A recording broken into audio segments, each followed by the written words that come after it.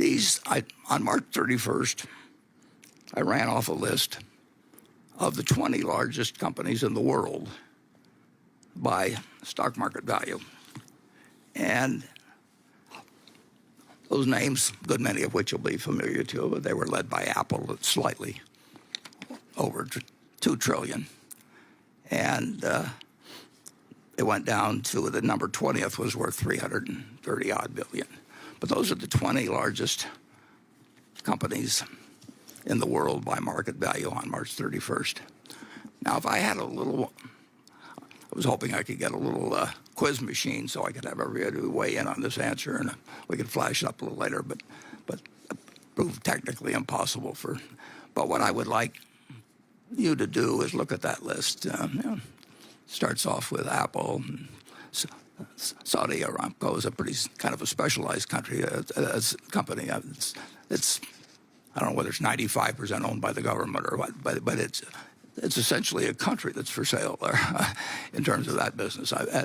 But the top of the top 6 companies, 5 of them are American. So when you hear people say that America hasn't, it's not working very well or something of the sort, in the whole world, of the 6 top companies in value, 5 of them are in the United States.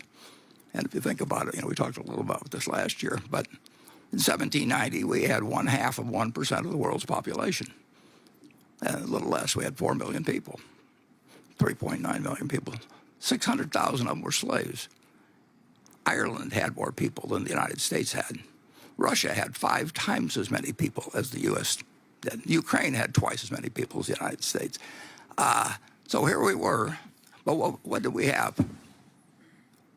We had a map for the future, an aspirational map that somehow now only after the Constitution, 232 years later,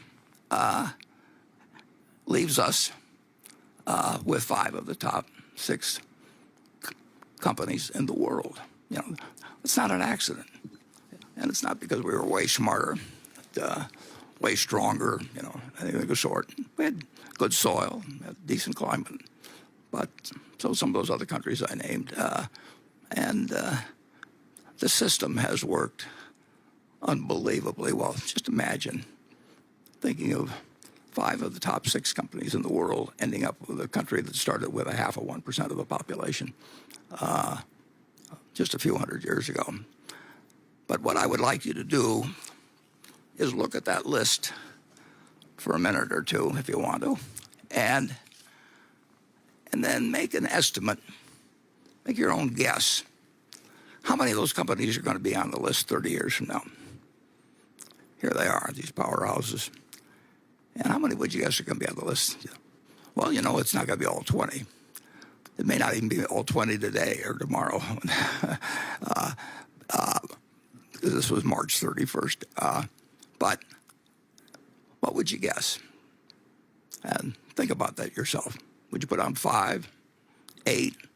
Well, whatever it would be, I would now invite you to look at slide 2, or L2, which goes back a little more than 30 years, and look at the top 20 from 1989.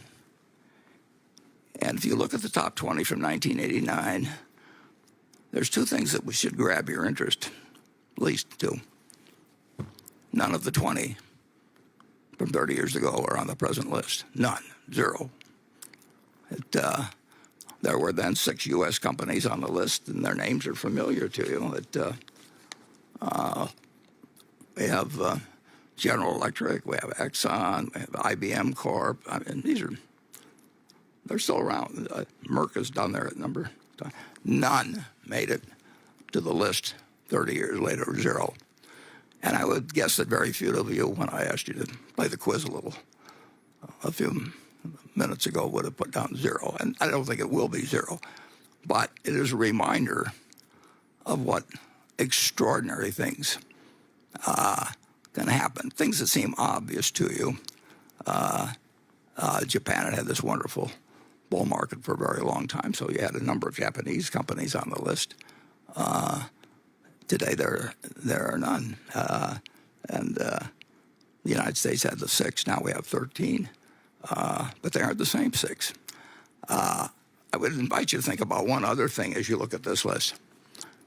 1989 was not the Dark Ages. I mean, we weren't just discovering capitalism or anything else. And people thought they knew a lot about the stock market and the efficient market theory was in, and it was not a backward time. And if you look, the top company at that time had a market value of 100 billion, 104 billion. So the largest company in the world, title, in just a shade over 30 years, has gone from 100 billion to 2 trillion. At the bottom,